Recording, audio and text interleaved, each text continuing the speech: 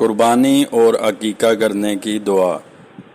انی وجہت وجہی للذی فطر السماوات والارض حنیفا وما انا من المشرکین ان صلاتی ونسکی ومحیای ومماتی للہ رب العالمین اللہم منک ولک بسم اللہ اللہ اکبر کہہ کر ذبح کریں۔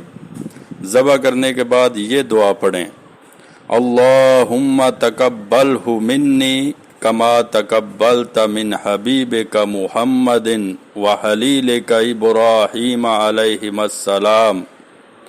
اگر کسی اور کی طرف سے ذبح کر رہا ہو تو منی کی جگہ من کے بعد اس شخص کا نام لے جس کی طرف سے قربانی کی جا رہی ہے۔